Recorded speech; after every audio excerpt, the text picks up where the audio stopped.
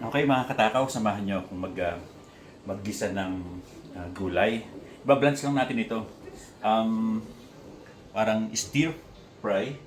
Meron tayong big, tapos lalagyan ko siya ng salt at lalagyan ko siya ng konting oil. Ayan. Para hindi siya lumik mamaya. Itim. Okay. Ito yung binabad na sa tubig tapos para manariwa siya.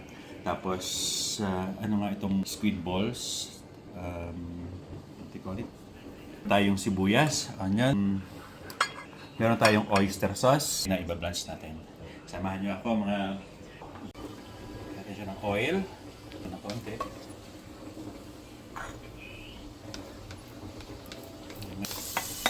Igisay natin siya ng konti.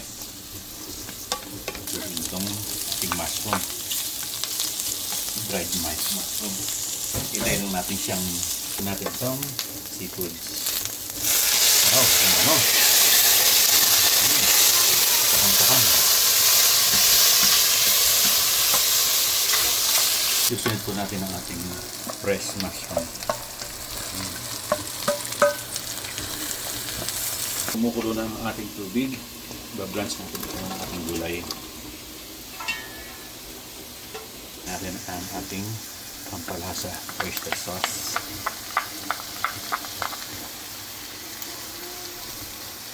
Tama yung teaspoon ko.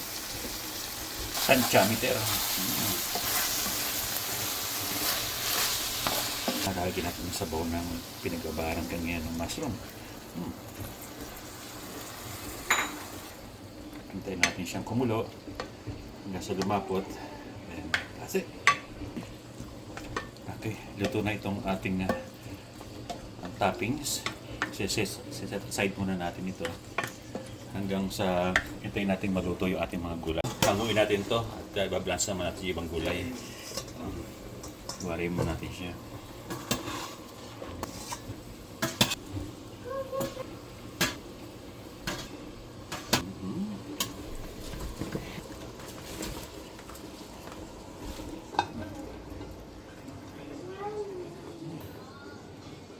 Lalagyan natin ngayon yung ginasa natin kanina. Lalagyan natin ang ating plating. Wow! Smells good!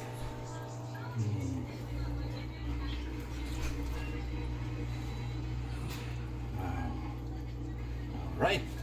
Meron na tayong stir fry vegetables.